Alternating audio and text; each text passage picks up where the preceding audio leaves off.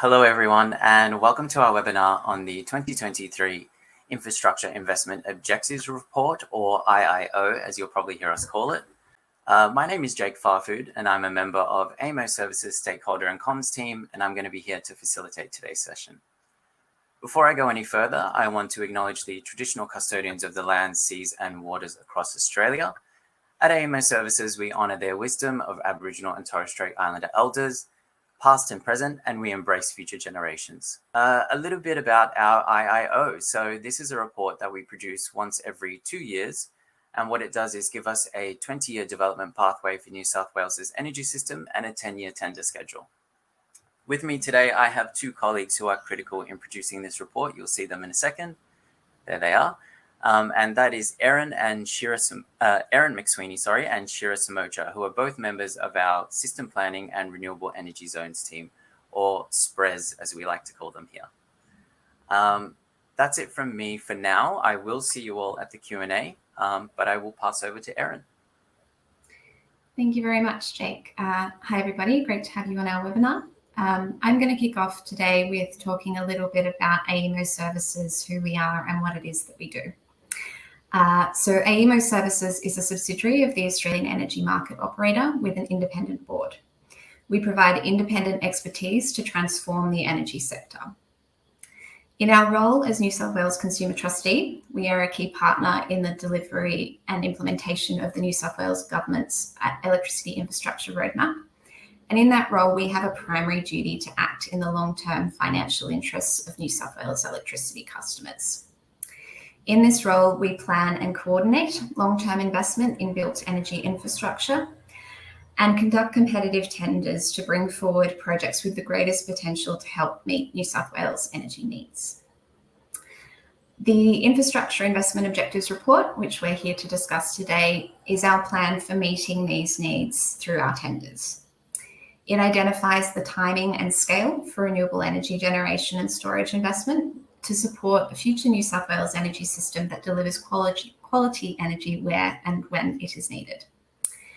And with that, I'll turn to some of the key features of our Infrastructure Investment Objectives reports. Our Infrastructure Investment Objectives reports are issued every 2 years, and they are a central planning document that guides New South Wales energy transformation under the Electricity Infrastructure Roadmap. The report set out a least cost 20-year pathway for meeting New South Wales legislated infrastructure investment objectives for renewable generation, long-duration storage, and firming infrastructure. The infrastructure investment objectives, as noted on this slide, specify minimum amounts for renewable generation and long-duration storage infrastructure to be constructed by the end of 2029. These amounts are 33,600 gigawatt hours per annum of generation and 2 gigawatts and 16 gigawatt hours of long-duration storage. The objectives also provide for IIO Services to plan for additional infrastructure necessary to minimise costs to New South Wales electricity customers, as well as to meet the New South Wales energy security target and the reliability standard.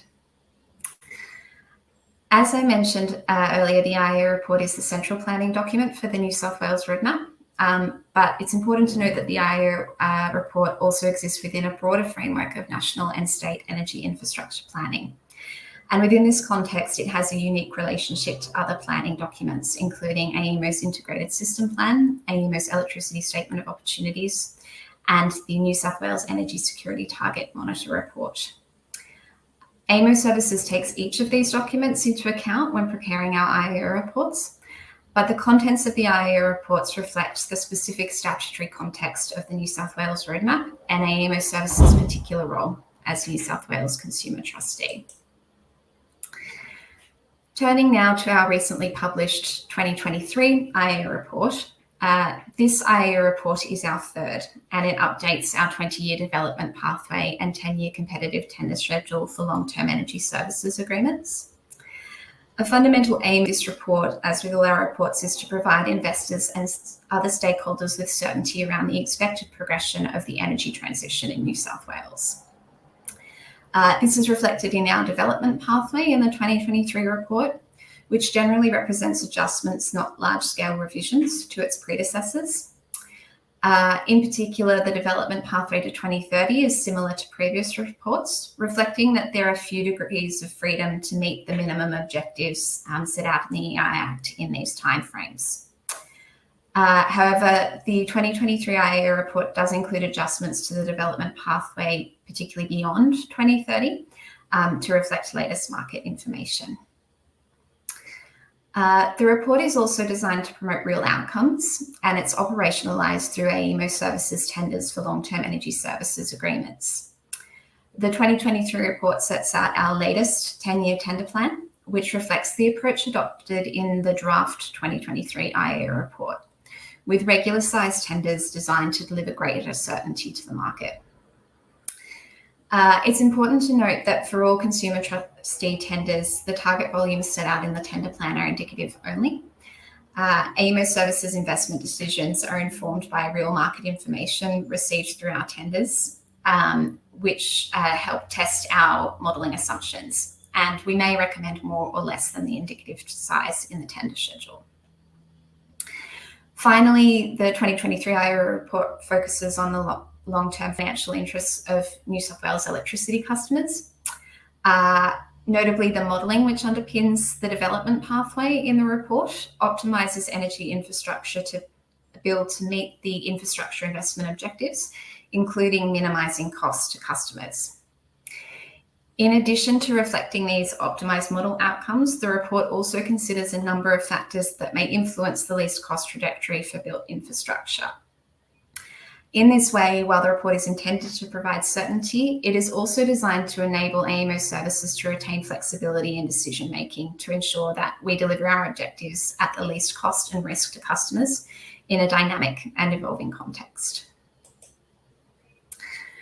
The final 2023 IIO report reflects feedback that we received on our draft 2023 IIO report, which was published in May 2023 for the purposes of consulting on the methodology in preparing this report. As part of that consultation, AEMO Services held a public webinar, 3 deep dive sessions, and called for submissions. And this slide summarises 3 key points of feedback that we received through that process. Firstly, stakeholders considered that consumers needed more information to support their ability to provide feedback on the report. And we have sought to address this by including additional information in section 3 of the report, which speaks to the development pathway. Secondly, stakeholders supported the testing of discrete variables to understand risks associated with the development pathway, as opposed to testing an entirely different future. And this has been addressed in the report through including an infrastructure delay sensitivity in addition to the central case.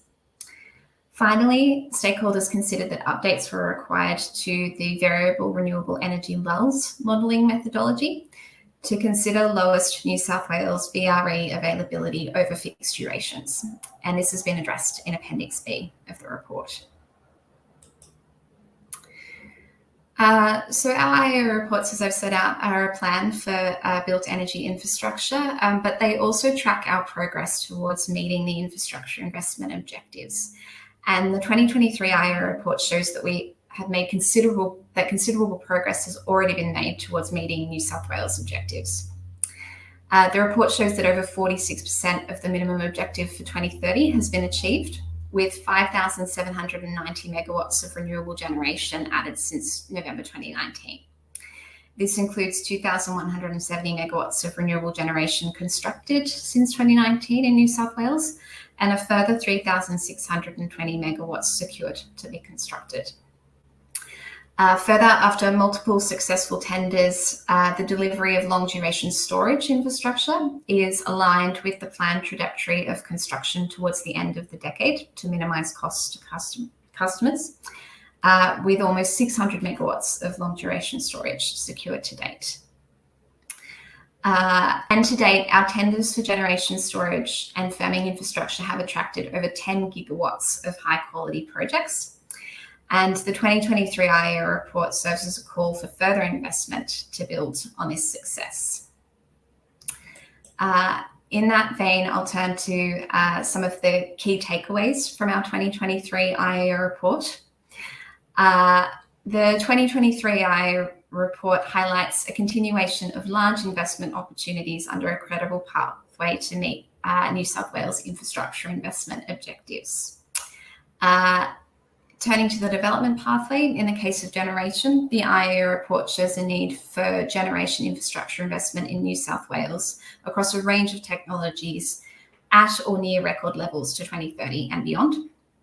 For long duration storage, substantial investment is required, and the development pathway trajectory balances the costs of projects to consumers with their ability to be delivered in time to meet the 2030 minimum objective.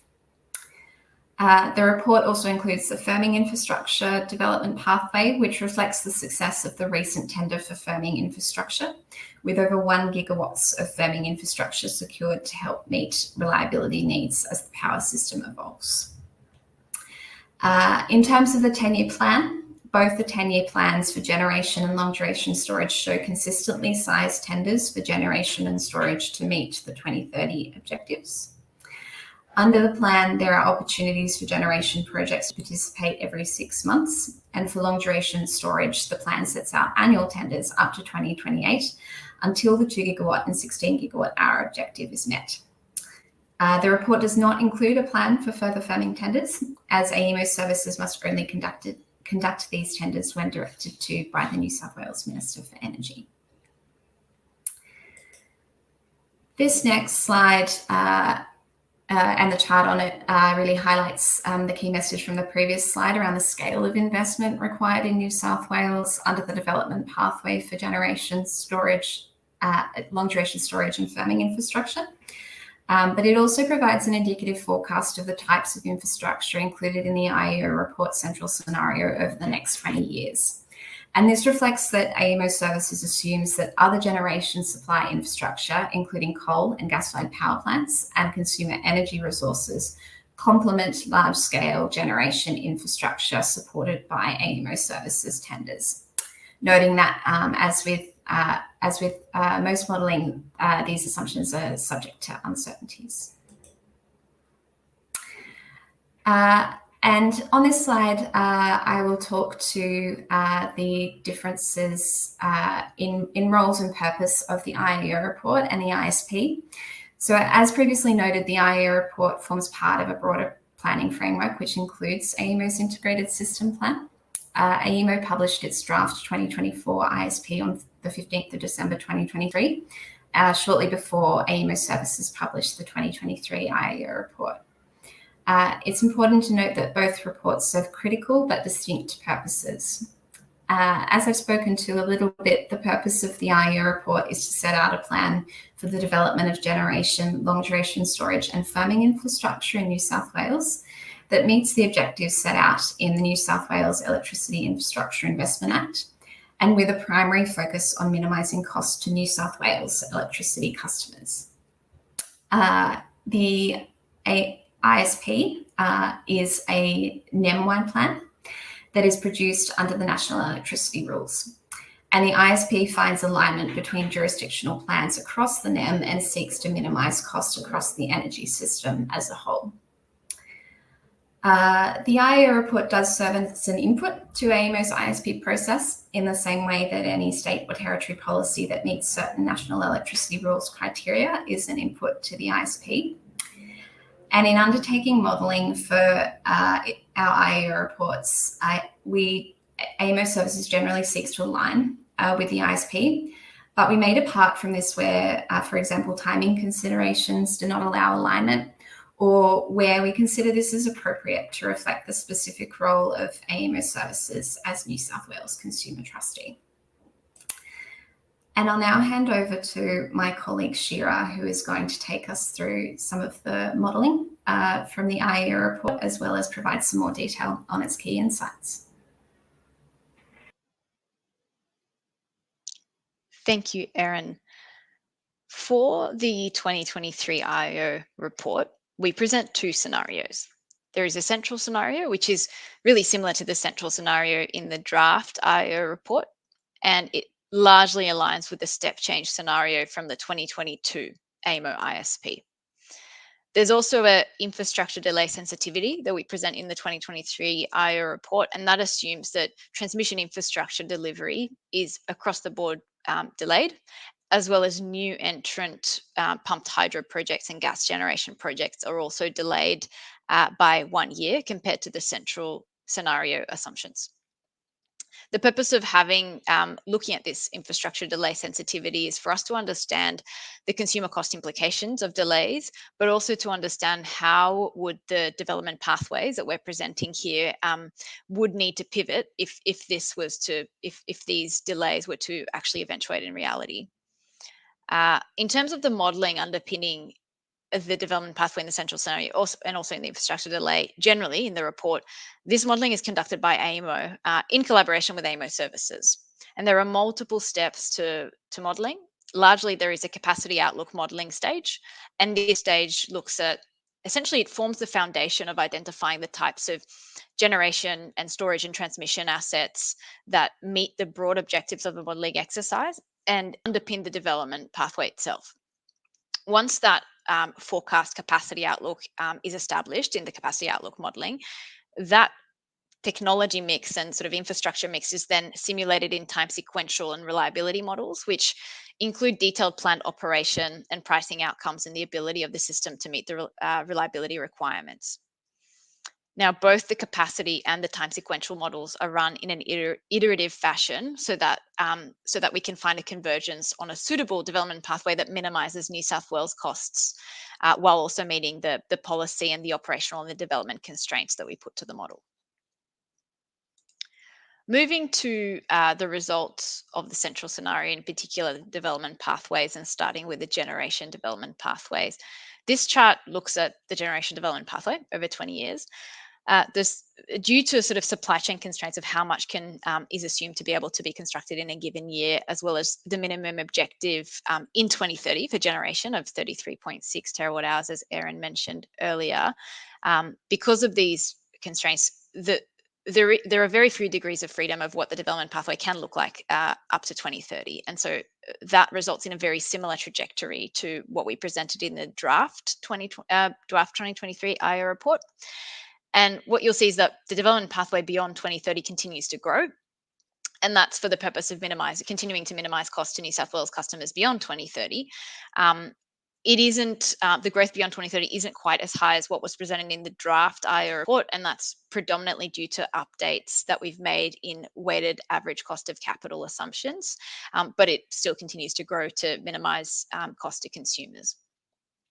It is also worth noting that beyond 2030, the path is generally more uncertain. The technologies and the location of projects and the availability of resources and the need for social license and any necessary development and planning approvals for these projects are all going to influence the actual amount and the speed of generation that can be constructed as the energy transition continues to progress and evolve.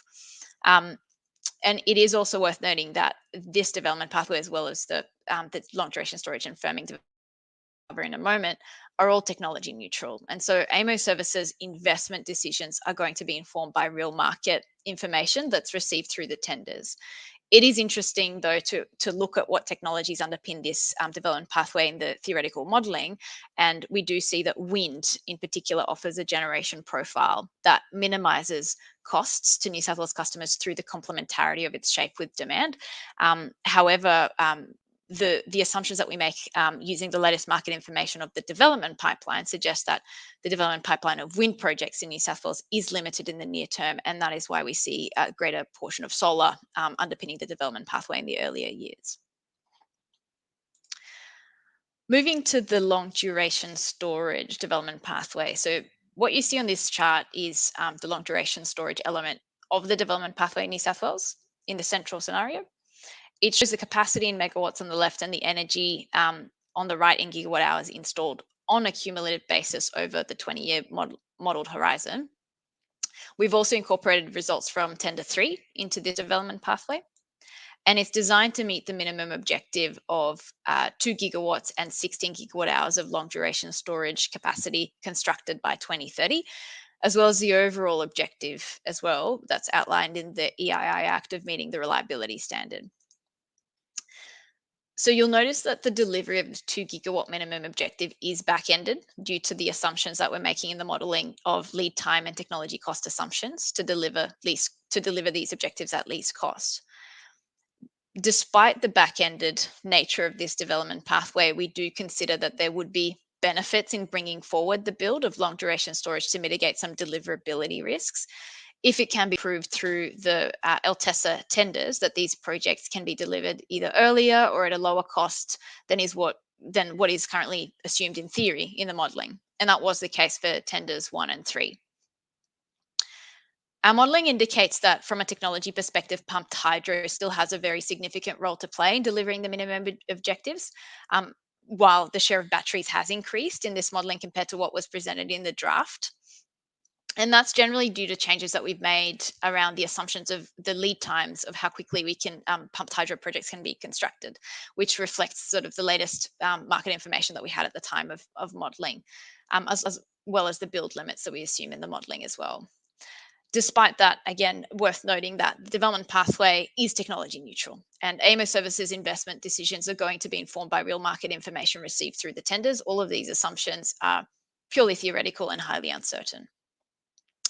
There is beyond 2030 additional long duration storage capacity that's identified to be required in the late 2030s, and that coincides with the assumed exit of coal generation in New South Wales, and that's assumed that additional capacity beyond 2030 in the late 2030s is assumed to have deeper than 8 hours storage and also to be pumped hydro.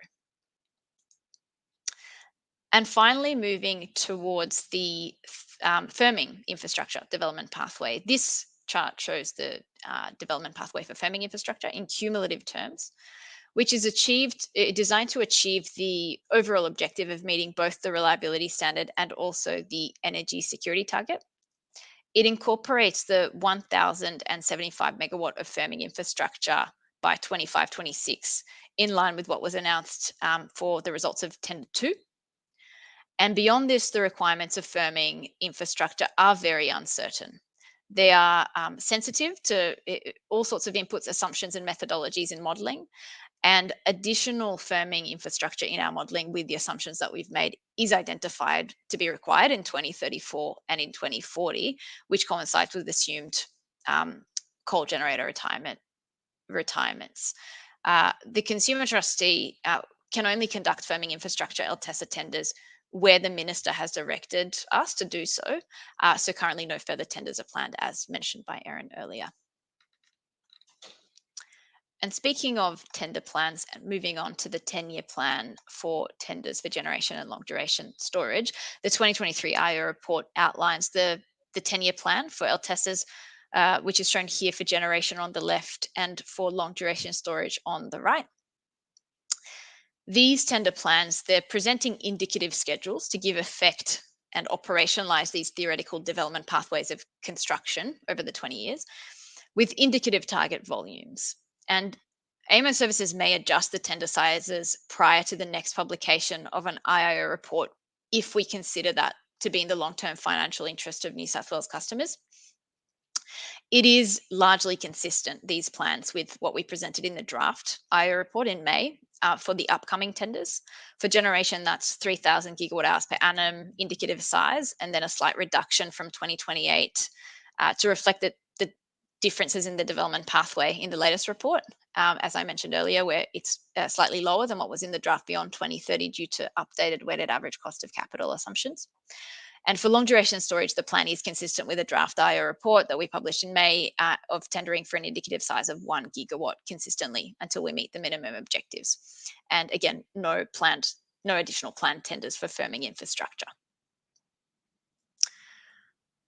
Looking at the geographical diversity and the locations of technologies in particular that underpin the generation development pathway, this chart sets that out. It sets out the spread of generation across each of the reses, each of the locations in New South Wales, as per the theoretical modelling for the central scenario.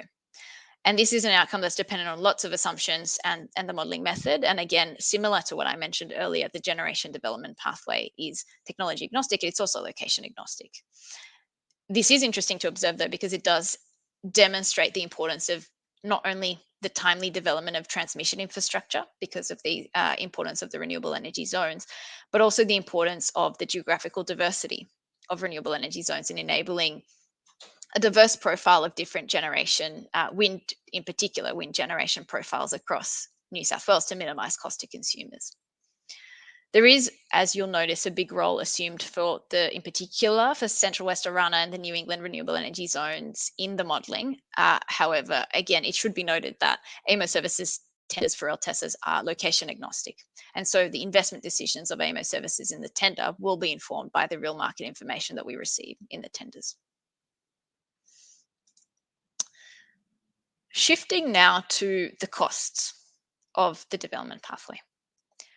The IIO report goes into cost forecasts. It presents a forecast of costs of providing wholesale energy services to New South Wales customers. Given the multitude of variables that are inherent in this modelling, it's essentially impossible to really accurately forecast precise market conditions and the resultant wholesale electricity costs or scheme costs that result from wholesale market movements over a 20-year period. And with that in mind, and to provide more meaningful information, we've presented a cost forecast over a 10-year horizon in line with the timeframe for the 10-year plan for tenders.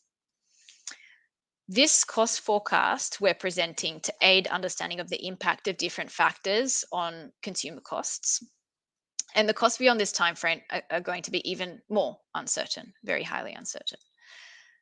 If we look at these results, they indicate that the present value of total costs across the categories that we present, that I'll talk to in a moment, in real 2022 dollars are $49.6 billion over the 10-year modelled horizon. And what this covers are 4 categories that are captured, which are on the screen, and I'll walk through them now. So the first cost category that we're presenting is the wholesale electricity part. And this is the cost of purchasing wholesale electricity in the New South Wales region of the NEM. And this category is the largest category of costs across the forecast. It's not an additional cost category due to the roadmap. It's a cost that would be incurred anyhow, but it is impacted by the investments that are made under the roadmap. And so we report on that. The second category that's on this chart, that's on this slide, is the scheme LTESA costs. And this category is intended to be a proxy for the generation, long duration storage and firming LTESA liabilities. The calculation method for these in this report is consistent with the calculation method in the draft IIO report method. And essentially what this is it's the difference between the total assumed levelized cost of energy and the revenues for these projects for each of the units that is assumed to be LTESA eligible in the forecast, which effectively, that difference between the cost and the revenues effectively represents a missing money approach. And it's the missing money required by each of the units to break even on the costs. This is obviously a highly simplified approach that doesn't actually reflect the manner in which AEMO Services expects proponents are going to bid for the LTESA product in the tenders or exercise the LTESA options. And so that is why this cost component is really intended to be a proxy. There is a relationship as well between wholesale costs and the LTESA cost that is a negative relationship, whereby we expect where wholesale costs are really high for LTESA costs to be reduced, where wholesale costs are lower for LTESA costs to be expected to be higher. The third category, which is the scheme transmission cost, captures in particular the RES network infrastructure projects and the priority transmission infrastructure projects under the New South Wales roadmap. And they're calculated as their annualized capital costs, which are reported only for the 10 years in the horizon, over the economic lifetime, which is effectively assumed to be 50 years for each of the transmission projects. So we take and we also make WACC assumptions as well. So there's an economic life assumption and a WACC, weighted average cost of capital assumption. While we're only presenting costs for 10 years, it's worth noting that not all the transmission augmentations that we're reporting on in the report enter across these 10 years, across this horizon. And so apart from the weighted average cost of capital assumption and the economic lifetime assumptions, there is also an assumption for the CapEx itself of these projects, and that's a simplify. It sort of utilizes a class 5B, what we call class 5B estimate, which is plus or minus 50% certainty on the capex of transmission, and that's been provided to us by EnergyCo, the Energy Corporation of New South Wales. And so and that in itself makes theoretical and simplified assumptions about how these costs will look like, and also how they're going to be recovered by customers over time. And finally, the fourth cost category is administration cost, the scheme administration, and that's a proxy for the total administration expenses of administering the New South Wales roadmap. And for the purposes of this report, we have forecast administration expenses as what was contained in the Australian Energy Regulator, the AER's New South Wales Electricity Infrastructure Fund for 23-24 contribution determination. And that was used to estimate future administration expenses as well. In saying all of this, this cost forecast should actually be compared to the costs that would otherwise have been borne by customers in the absence of the New South Wales roadmap. And we understand that the New South Wales government is undertaking modelling to demonstrate that and provide an update on consumer benefits of the infrastructure that is planned to be enabled by the roadmap, but that is not presented in the IIO report. Another element that the IIO report looks at is the reliability of the system. And so the development pathway, as it is set out under the central scenario, as it's set out in the IIO report, does meet the reliability standard and the energy security target with the assumptions that we've made across the modelled horizon. And that's sort of established through the modelling that we present in the appendix in the report. Despite that, we've also conducted reliability modelling to understand the risks to meeting both of those, to the risks of meeting the reliability standard and the energy security target. In particular, for the reliability standard, we've looked at the risks in meeting it in 2025-26, coinciding with the exit of the assumed exit of Eraring plant, and also in 26-27, shortly after that. And in this risk assessment, what we've looked at is really closely following the approach of the 2023 Electricity Statement of Opportunities that Erin mentioned earlier in the presentation. So we looked at the 2023 ESO, Electricity Statement of Opportunities central scenario, and we also assumed that the additional projects that have already received an LTESA are also included. But what this analysis showed is where project delivery is delayed and where there are no projects that are sort of already existing or committed or anticipated or LTESA receiving go ahead, if those projects don't go ahead, and there is higher demand and lower than expected contribution from distributed storage from consumers, then there could be a gap in meeting the interim reliability standard across these years, and that's outlined in the report as a risk. And similarly, for the energy security target, where anticipated projects or projects that have received an LTESA that are not yet committed by AEMO don't proceed, and the committed projects by AEMO also have a delay to their delivery, then there would be an expected gap in meeting the energy security target as well. It's worth noting that all of these assumptions are highly uncertain and also plausible. So this is why reliability of the reliability of the system as the system evolves will continue to be monitored really closely because of these risks. Moving on to our assessment of variable renewable energy lulls or VRE lulls. Again, for this report, similar to previous IIO reports, we have undertaken an assessment of the resilience of the New South Wales electricity system in relation to lulls of VRE, and we've updated the approach compared to what was presented in the draft report. In this assessment, we've simulated the operation of the system with low New South Wales renewable energy capacity factors and then analysed the outcomes of that. And in our assessment, which is presented in the second appendix of the report, we show that the development pathway does maintain resilience in various severities of the VRE lulls. And that resilience is driven by the diversity of VRE capacity, as mentioned earlier, in terms of the geographic diversity and technology diversity, as well as increased transmission. We've got transmission augmentations assumed to occur across the modelled horizon, as well as increased dispatchable capacity through the long duration storage and firming capacity that's introduced via the roadmap as well. Despite that maintenance of resilience, we do see that having VRE lulls in the system do increase reliance on hydro generation, they increase reliance on gas generation, and they increase reliance on imported energy from other regions. And they also materially but temporarily also increased the New South Wales wholesale prices during the times of the lulls. It's worth noting, like any modelling, this analysis is underpinned by a multitude of theoretical assumptions that are highly uncertain.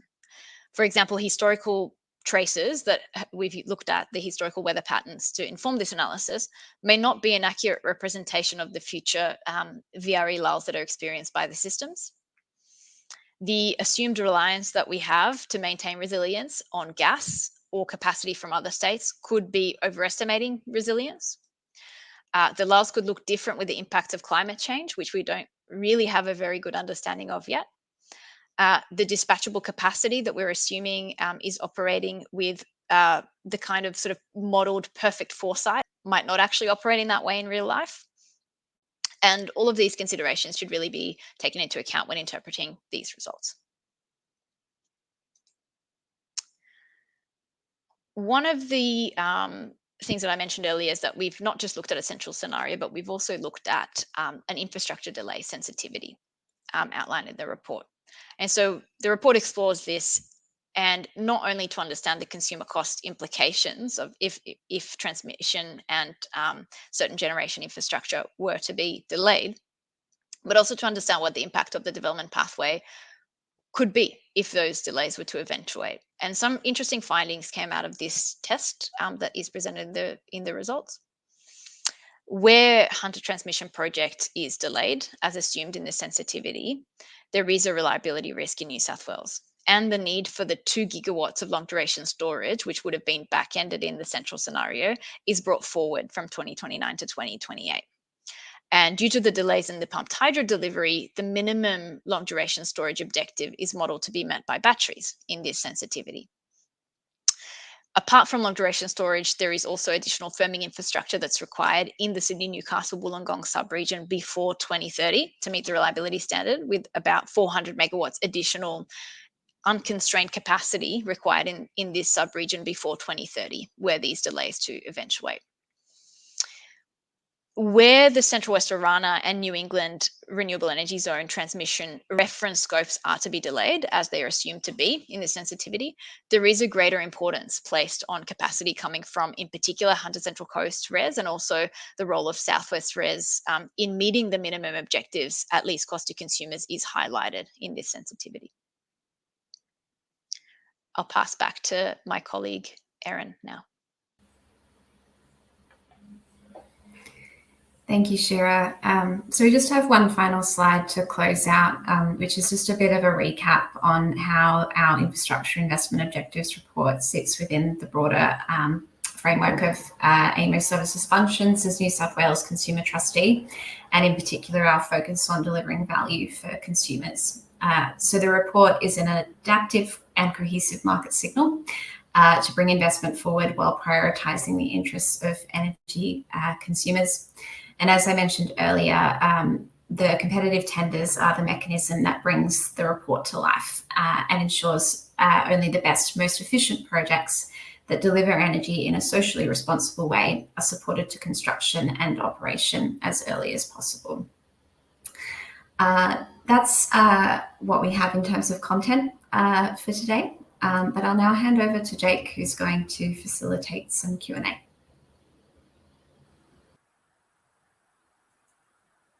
Awesome. Thanks for that, Erin, and thanks, Shira. As I mentioned earlier, we do have some time now for a Q&A portion. So if you do have a question, please chuck it into the chat and we will get to it as soon as we can. I have one question here already from a participant who has asked, and I think this one's probably for Erin, are there equivalent reports for other states? If so, where can these be sourced? Thank you for the question. So the IIO report is, and preparing the IIO report is a function of AEMO services in our role as New South Wales Consumer Trustee under the New South Wales Electricity Infrastructure Investment Act. And as such, AEMO services currently only prepares the IIO report for New South Wales in line with that legislative requirement. Other states may undertake their own separate planning in addition to the planning that occurs for the NEM through AEMO's integrated system plan. Awesome. Thank you, Erin, and thank you to whoever asked that question. I have one more here for Shira, and that is Snowy 2.0 included in the long duration storage graph on slide 13? Thanks, Jake, and thanks for the question. Snowy 2.0 is not included in the development pathway for long duration storage. The pathway does include projects from Tender 1 and Tender 3, as reported on publicly now, along with new entrant sort of generic projects that are deemed to be eligible to meet the minimum and overall objectives for long duration storage under the Act, but this doesn't include Snowy 2.0. Awesome. Thank you, Shira. And thank you to whoever asked the question as well.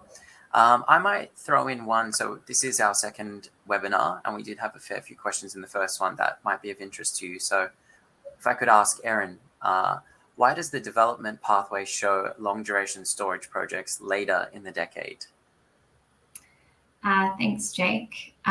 So the development pathway in our 2023 report, similar to the draft, suggests it's in the interest of New South Wales consumers to target construction of most of the capacity required to meet the minimum objective for long duration storage in the late 2020s.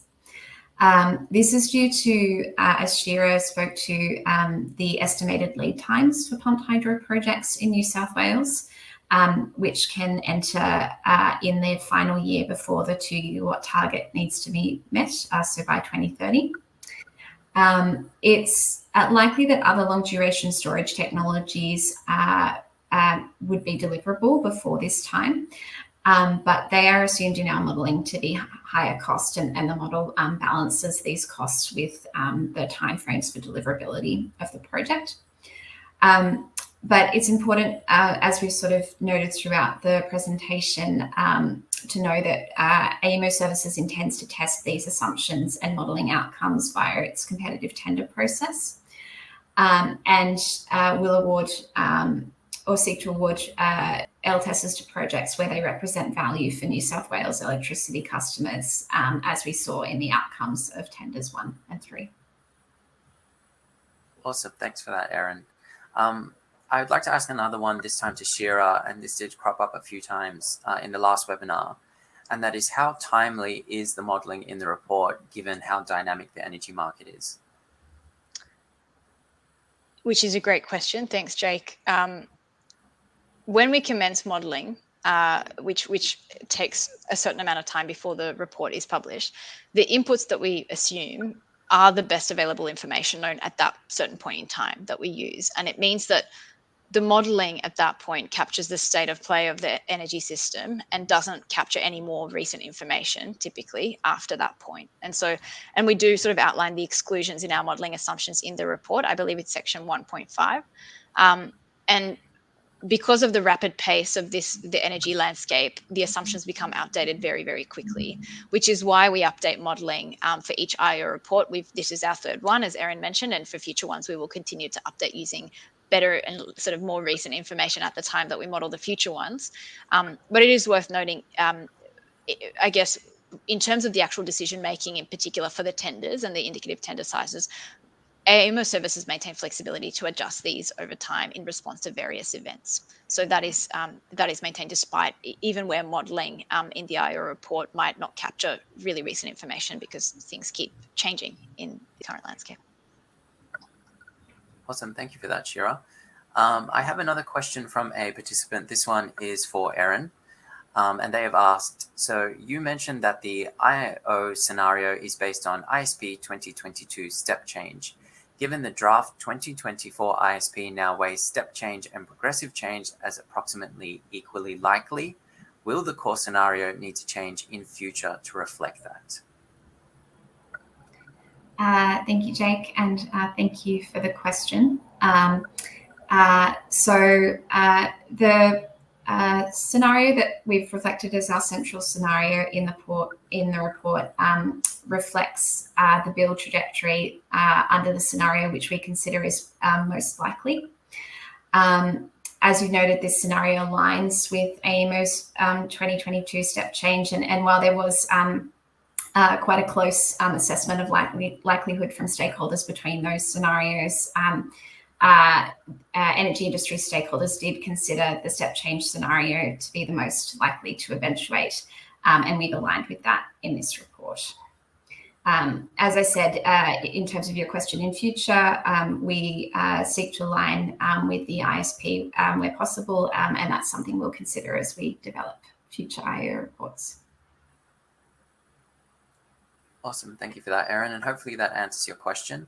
I will quickly plug that there will be an email available at the end of the presentation. If you have any follow-up questions or different questions, you can reach out again. I have another question here for Shira this time, and a participant has asked, did you undertake any modeling on scope for CER/DER to minimize impact of the VRE lulls? Another great question. The VRE lulls assessment that we present in the report tests the resilience of the development pathway as it's presented to these lulls that we sort of enforce into the modelling. And so there is an inherent assumption about what the level of CER and DER is, which is aligned in that case with the 2022 ISP step change assumptions. And we don't optimise for that or change that or make any assumptions of how that would need to change or how those changes to that would impact the resilience of the system to lulls. You could assume that if we were to assume lower levels of uptake of behind the meter storage and rooftop solar, as well as lower levels of coordination of behind the meter dispatchable capacity like batteries, we would see greater strains on the system under lull conditions, and therefore potentially find that resilience is compromised in such a situation. We haven't explicitly tested that in modelling. We've just used the same assumptions in the that underpin the development pathway. Awesome. Thank you for that, Shira. We've got a little bit of time left, so just a reminder, if you do have a question, please feel free to type it in the chat box and we'll get to it. I might ask one from me this time, and I think this one's for Shira.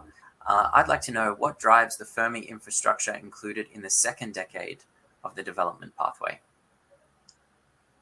Yes. After 2026, as presented in the slides, there is additional firming capacity that's sort of modelled to be required under the development pathway, and that includes more than 500 megawatts by 2034 and then another gigawatt or so by 2040. Those additional amounts of firming infrastructure are generally coinciding with what the model assumes to occur for in terms of timing of coal generator retirements across the NEM. And so that the additional amount that's sort of modeled to be required to coincide with those retirements in 2040 is largely consistent with what was also presented in the draft 2023 IIO report, whereas the 2034 one is a new addition based on updated assumptions. It is worth noting again that sort of any additional firming capacity sort of across the 2030s and 2040s and the need for them and how that the model identifies them is very, very highly uncertain, and it's sensitive to the inputs and assumptions and methodology. And I suppose every time that we update the modelling for future IIO reports, we will revisit those assumptions and look at that. Awesome. Thank you for that, Shira. I'm hearing that we have no further questions in the chat. So I will take that as job well done, unless anyone wants to sneak one in really quickly. With that said, maybe I could say a few things, which is, of course, there is going to be an email. You can reach out to us at any time. Some of this content will be shared on our social media or website, so you could probably re-watch sections of it. But I will take that as sold and that there's no more questions.